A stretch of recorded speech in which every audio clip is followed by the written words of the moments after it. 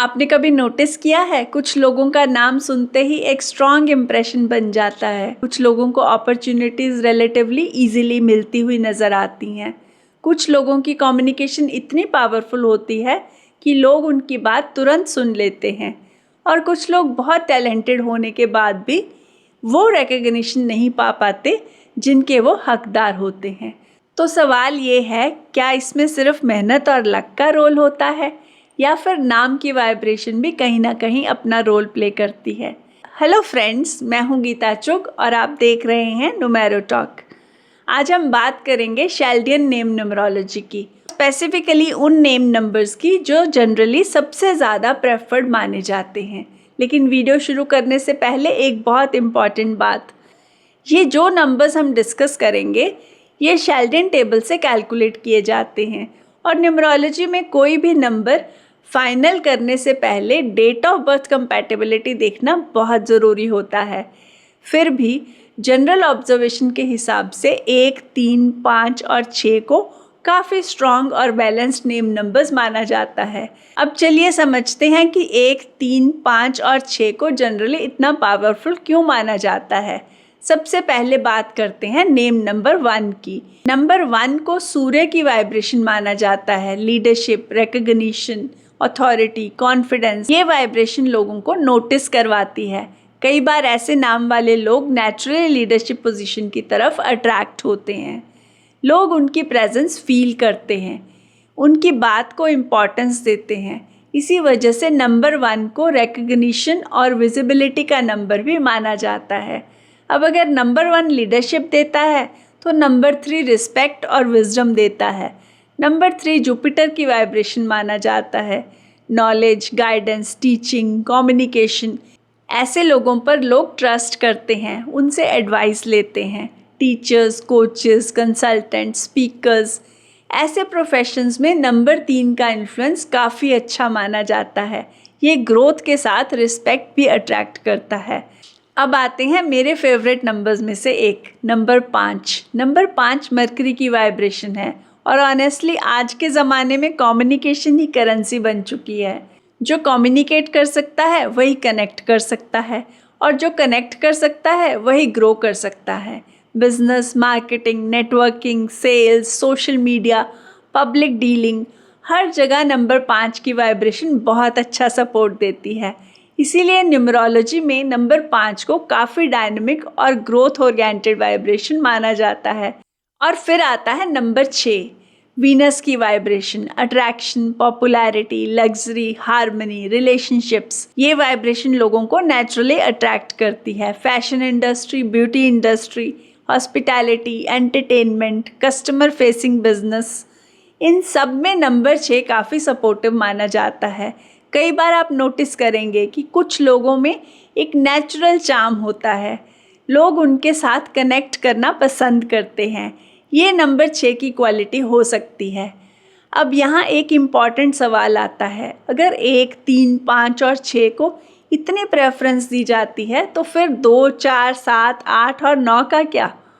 सबसे पहले एक बात क्लियर कर दूं, मैं ये बिल्कुल नहीं कह रही कि ये नंबर्स बुरे हैं। हर नंबर की अपनी स्ट्रेंथ होती है, लेकिन जब हम जनरल रिकमेंडेशन की बात करते हैं तब हम यूजुअली ऐसी वाइब्रेशन देखते हैं जो अपॉर्चुनिटीज़, कम्युनिकेशन, पब्लिक डीलिंग और स्मूदर ग्रोथ को सपोर्ट करे। इसीलिए 1, 3, 5 और 6 को पहली प्रेफरेंस मिलती है। अब नंबर 2 को समझते हैं। नंबर 2 मून की वाइब्रेशन है। ये बहुत इमोशनल और सेंसिटिव वाइब्रेशन मानी जाती है। केयरिंग नेचर देता है, एम्पैथी देता है, लेकिन कई बार ओवर थिंकिंग और डिसीजन डिलेज भी देखने को मिल सकते हैं। इसी वजह से बिजनेस ओरिएंटेड नेम्स में न्यूमरोलॉजिस्ट कई बार स्ट्रॉन्गर वाइब्रेशन को प्रेफरेंस देते हैं। नंबर 4 राहु की वाइब्रेशन है। बहुत इनोवेटिव वाइब्रेशन है, बहुत यूनिक वाइब्रेशन है, लेकिन साथ ही अनप्रेडिक्टेबिलिटी भी ला सकती है।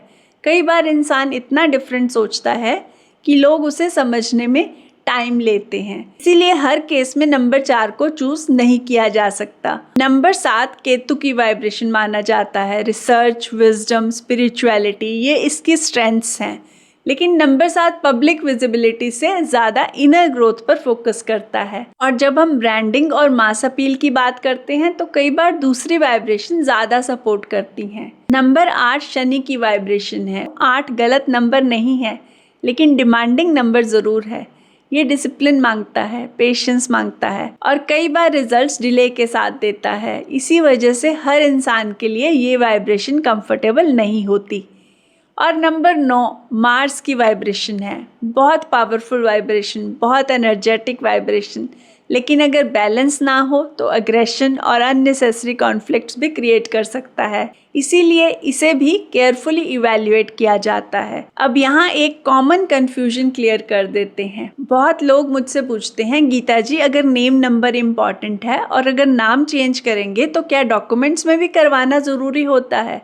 देखिए, मेरी अंडरस्टैंडिंग में न्यूमरोलॉजी वाइब्रेशन का साइंस है, डॉक्यूमेंट्स का नहीं। सबसे इम्पॉर्टेंट होता है नेम ट्रैवल, यानी दुनिया तक आपका नाम कैसे पहुंच रहा है। लोग आपको किस नाम से जानते हैं, आप किस नाम से इंट्रोड्यूस होते हैं, आपके विजिटिंग कार्ड पर क्या लिखा है, आपके सोशल मीडिया पर कौन सा नाम यूज़ हो रहा है, आपके क्लाइंट्स और कॉन्टैक्ट्स आपको किस नाम से बुला रहे हैं। क्योंकि वाइब्रेशन वही एक्टिवेट होती है जो बार बार रिपीट होती है। इसीलिए न्यूमरोलॉजी में एक्टिव वाइब्रेशन और नेम यूजेज को ज़्यादा इम्पॉर्टेंस दी जाती है। तो दोस्तों, आज के वीडियो का मेन टेक अवे ये है कि न्यूमरोलॉजी में कोई भी नंबर इनहेरेंटली गुड या बैड नहीं होता। हर नंबर की अपनी वाइब्रेशन होती है, अपनी स्ट्रेंथ्स होती हैं, अपने लेसन्स होते हैं। लेकिन जब हम जनरल रिकमेंडेशन की बात करते हैं तो शेल्डियन नेम न्यूमरोलॉजी में 1, 3, 5 और 6 को अक्सर सबसे ज़्यादा प्रेफरेंस दी जाती है। Number 1 recognition, number 3 wisdom, number 5 communication और नंबर 6 अट्रैक्शन और पॉपुलैरिटी। लेकिन फाइनल डिसीजन हमेशा डेट ऑफ बर्थ कंपैटिबिलिटी देखकर ही लिया जाना चाहिए। कमेंट सेक्शन में ज़रूर बताइएगा कि आपका नेम नंबर क्या है, और अगर आप शेल्डियन टेबल से अपना नेम नंबर कैलकुलेट करना सीखना चाहते हैं तो कमेंट में नेम नंबर लिखिए।